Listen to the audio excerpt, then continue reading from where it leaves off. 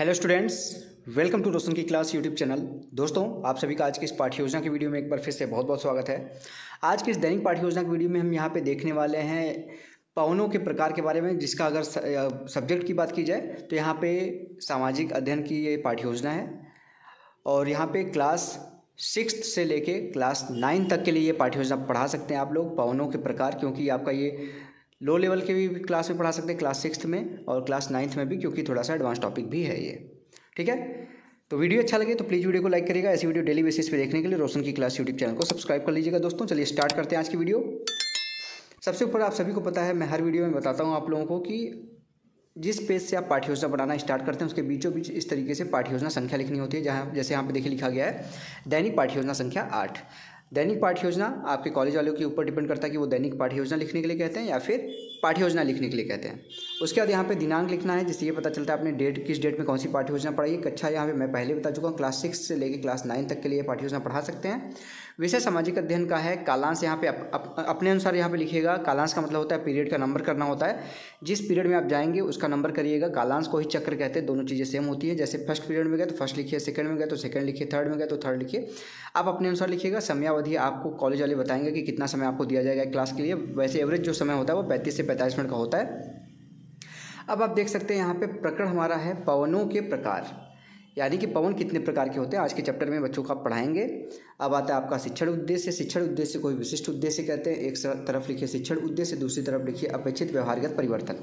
अब यहाँ पे एक एक चीज़ मैं पढ़ूंगा तो आप लोगों को कोई भी दिक्कत यहाँ पे नहीं आएगा। अगर आप लोगों को पढ़ने में कोई दिक्कत आ रही है, रीड करने में कोई दिक्कत आ रही है, तो मैं एक एक चीज़ बोलूँगा, उसको ध्यान से सुनिएगा। पहला हेडिंग यहाँ पे है, देखिए ज्ञानात्मक। ज्ञानात्मक में लिखा गया फर्स्ट पॉइंट, विद्यार्थी विभिन्न प्रकार के पवनों का प्रत्यास्मरण कर सकेंगे। दूसरा पॉइंट है विद्यार्थी विभिन्न प्रकार की पवनों का प्रत्याभिज्ञान कर सकेंगे। दूसरा हेडिंग है अवबोध। इसमें देखिए फर्स्ट पॉइंट लिखा गया विद्यार्थी पवनों के प्रकारों के रूप में स्थायी, सामाजिक तथा स्थानीय पवनों के को स्पष्ट कर सकेंगे। दूसरा पॉइंट है विद्यार्थी विभिन्न प्रकार की पवनों के महत्व यहाँ पे के बीच मध्य अंतर, यहाँ पे ये देखिए मध्य अंतर कर सकेंगे।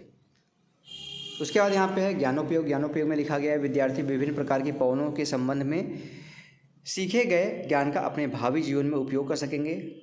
चौथा हेडिंग यहाँ पे कौशल। इसमें लिखा गया विद्यार्थी विभिन्न प्रकार की पवनों के चार्ट, रेखाचित्र बनाने की कुशलता का विकास कर सकेंगे। और पांचवा हेडिंग है यहाँ पे अभिरुचि। इसमें लिखा गया फर्स्ट पॉइंट विद्यार्थी विभिन्न प्रकार की पवनों के अध्ययन में रुचि ले सकेंगे। दूसरा पॉइंट है विद्यार्थी पवनों के प्रकार से संबंधित समाचार पत्र तथा पत्रिकाओं को पढ़ने में रुचि ले सकेंगे। छठवां पॉइंट है अविवृत्त। इसमें देखिए लिखा गया है विद्यार्थियों में पवनों के प्रकारों के प्रति यहाँ पे समीक्षात्मक दृष्टिकोण का विकास हो सकेगा। अगला हेडिंग है सहायक सामग्री। सहायक सामग्री के अंतर्गत देखिए लिखा गया कक्षोपयोगी उपकरण, जिसमें आता है श्यामपट्ट, चौक, डस्टर, चार्ट आदि। अगली हेडिंग है पूर्व ज्ञान। पूर्व ज्ञान में लिखा गया है विद्यार्थी पवनों के बारे में सामान्य जानकारी रखते हैं। अब यहाँ पे पूर्व ज्ञान हो गया कंप्लीट। अब आता है लेसन प्लान का सबसे इंपॉर्टेंट हेडिंग, जिसको कहते हैं प्रस्तावना प्रश्न। प्रस्तावना प्रश्न को यहाँ पे 3 कॉलम में डिवाइड किया जाता है। क्रम संख्या, छात्राध्यापक, या फिर लड़की हैं तो छात्राध्यापिका हो जाएगा, लड़के हैं तो छात्राध्यापक क्रिया, और तीसरी इस तरफ शिक्षार्थी क्रिया या फिर विद्यार्थी क्रिया लिख सकते हैं आप लोग। प्रस्तावना प्रश्न को इंपॉर्टेंट इसलिए कहते हैं क्योंकि इसमें कुछ बातों का ध्यान रखना होता है। वो बातें क्या हैं यहाँ पे मैं बता देता हूँ आप लोगों को। कम से कम 3 प्रश्न पूछ के अपना प्रकरण निकलवा सकते हैं। ज़्यादा से ज़्यादा 5 से 6 प्रश्न पूछा जा सकता है अपना प्रकरण निकलवाने के लिए। ज़्यादातर 5 क्वेश्चन पूछने चाहिए और प्रश्नों के क्रम में क्रमबद्धता होनी चाहिए, यानी कि पहले प्रश्न का जो उत्तर आएगा उससे दूसरा प्रश्न बनेगा, दूसरे प्रश्न का जो उत्तर आएगा उससे तीसरा प्रश्न बनेगा। इस तरीके से क्रमबद्धता होनी चाहिए। तो यहाँ पे देखिए बच्चों से आप प्रश्न पूछेंगे। पहला प्रश्न है हमारे चारों ओर उपस्थित आवरण क्या कहलाता है, तो बच्चे बोलेंगे वायुमंडल। दूसरा प्रश्न है वायुमंडल के प्रमुख तत्व कौन कौन से हैं, बच्चे बोलेंगे वायुमंडल के यहाँ पे प्रमुख तत्व हैं तापमान और वायुदाब। तीसरा प्रश्न है यहाँ पे उच्च वायुदाब क्षेत्र से वायु किस ओर जाती है, बच्चे बोलेंगे निम्न वायुदाब क्षेत्र की तरफ। आप सभी को पता है उच्च वायुदाब क्षेत्र की तरफ से निम्न वायुदाब क्षेत्र की तरफ पवनें बहती हैं। चौथा प्रश्न है फिर उच्च से निम्न दाब क्षेत्र की ओर वायु की गति तथा क्या कहलाती है, तो बच्चे बोलेंगे उसको पवन कहते हैं। अब 5वां क्वेश्चन है पवन के बारे में आप क्या जानते हैं, बच्चे डिटेल में नहीं बता पाएंगे तो ये क्वेश्चन हो जाएगा समस्यात्मक प्रश्न। जैसे ही समस्यात्मक प्रश्नों का ध्यान से देखिएगा, यहाँ पे उद्देश्य कथन हेडिंग लिखा गया, उद्देश्य कथन लिखिएगा। इसमें आपको टॉपिक बताना होता है बच्चों को कि उनको कौन सा टॉपिक आप पढ़ाने वाले हैं। ठीक है, तो यहाँ पे बच्चों को आप बताएंगे बच्चों आज हम पवनों के प्रकारों के बारे में विस्तारपूर्वक अध्ययन करने वाले हैं। अब बच्चों को पता चल गया कि उनको आप पवनों के प्रकार के बारे में यहाँ पे इस चैप्टर में पढ़ाएंगे। तो इस चीज़ को यहाँ पे देखिए एक यहाँ पे प्रस्तुतिकरण हेडिंग डाल दीजिएगा, यहाँ पे प्रस्तुतिकरण हेडिंग डाल दीजिए। उसके बाद एक कॉलम बनाएगा, यहाँ पे पहले कॉलम में शिक्षण बिंदु होगा, दूसरे कॉलम में छात्र अध्यापक क्रिया होगा, तीसरे कॉलम में शिक्षार्थी क्रिया और चौथे कॉलम में श्यामपट्ट कार्य। नेक्स्ट है यहाँ पे विकासात्मक, यहाँ पे पहला यहाँ पे शिक्षण बिंदु है स्थायी पौने। स्थायी पौने में सबसे पहले आप सभी को पता है कि जब कोई टॉपिक पढ़ाते वाले होते हैं तो उससे रिलेटेड आप यहाँ पे प्रश्न पूछते हैं, जिसको कहते हैं विकासात्मक प्रश्न, यानी कि उस टॉपिक का विकास करते हैं। तो यहाँ पे विकासात्मक प्रश्न है, यहाँ पे सूखते कपड़े किस कारण हिलते हैं, तो बच्चे बोलेंगे पौनों के कारण। यहाँ पे देखिए उसका आंसर मिलेगा। दूसरा प्रश्न है वर्ष भर लगातार चलने वाली पौने क्या कहलाती हैं, बच्चे बोलेंगे उसको स्थायी पौने कहते हैं। तीसरा प्रश्न है स्थायी पौने के बारे में आप क्या जानते हैं, विस्तारपूर्वक बताइए। तो बच्चे नहीं बता पाएंगे तो ये हो जाएगा निरुत्तर हो जाएंगे बच्चे, तो समस्यात्मक प्रश्न हो जाएगा। अब इसके बारे में यहाँ पे छात्र अध्यापक कथन में बच्चों को बताएंगे कि स्थायी पौने 3 प्रकार की होती हैं, व्यापारिक पौने, पछुआ पौने एवं ध्रुवीय पौने। ये वर्ष भर लगातार एक ही निश्चित दिशा में चलती हैं, इसलिए इन्हें स्थायी पौने कहते हैं। जब कोई भी पौने एक ही दिशा में चलेगी तो वो स्थायी हो जाएगी। विद्यार्थी वाले कॉलम में लिखा गया शिक्षार्थी ध्यानपूर्वक पाठ को पढ़ें सुनेंगे, ठीक है। अब यहाँ पे ध्यान से देखिएगा। अब आता है इसके बाद बोध प्रश्न। बोध प्रश्न में यानी कि जो आपने पढ़ाया इससे रिलेटेड प्रश्न पूछेंगे कि बच्चे ध्यान से सुन रहे थे कि नहीं आपकी बातों को। तो यहाँ पे देखिए पहला यहाँ पे प्रश्न है स्थायी पौने कितनी प्रकार की होती है, बच्चे बोलेंगे 3 प्रकार की। दूसरा प्रश्न है ये वर्ष भर किस दिशा में चलती है, बच्चे बोलेंगे एक ही दिशा में। अब यहाँ पे देखेंगे ब्लैक पेपर चिपकाया गया, इस तरीके से ब्लैक चार्ट पेपर चिपका लीजिए, इस पर व्हाइट स्पार्कल पेन से लिख दीजिए और जो आपने यहाँ पे पढ़ाया है वही इंपॉर्टेंट पॉइंट यहाँ पे लिखा जाता है श्यामपट्ट वाले कॉलम में। जैसे यहाँ पे आपने बताया क्या है कि ये स्थायी पौने कितने प्रकार के होते हैं उसको लिख दीजिए।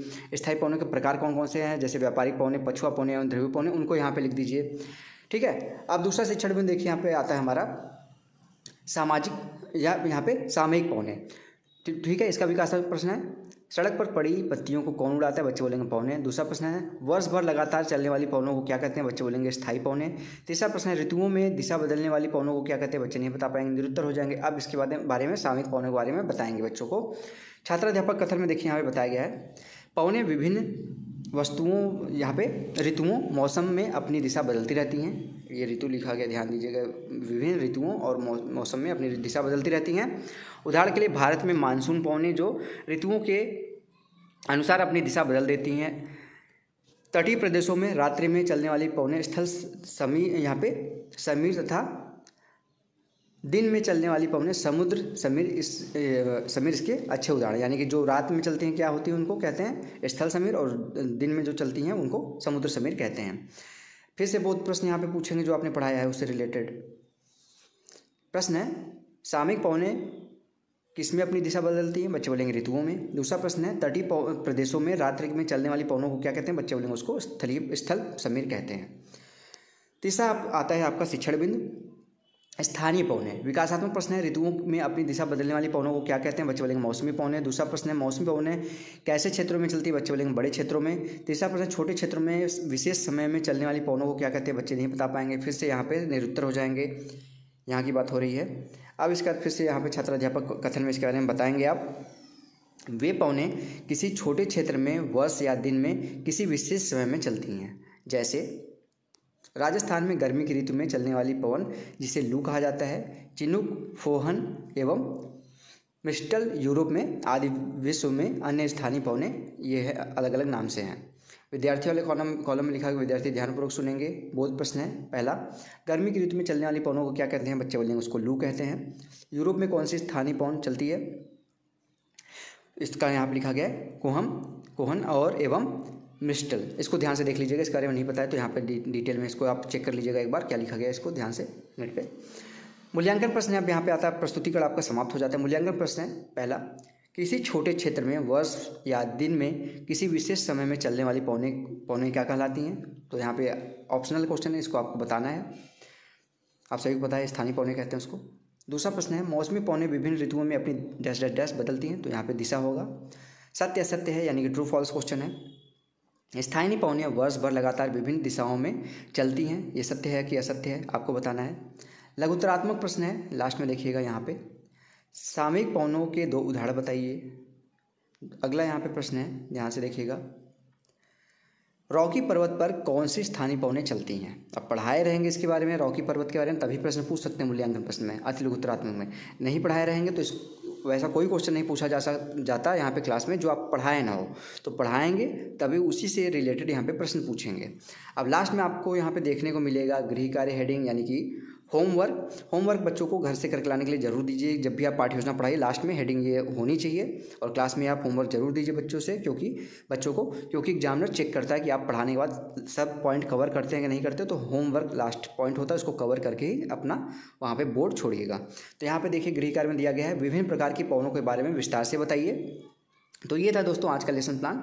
अगर इस लेसन प्लान का आपको पीडीएफ चाहिए तो रोशन की क्लास टेलीग्राम चैनल से जाके बिल्कुल फ्री में डाउनलोड कर लीजिएगा, वहाँ से आपको मिल जाएगा।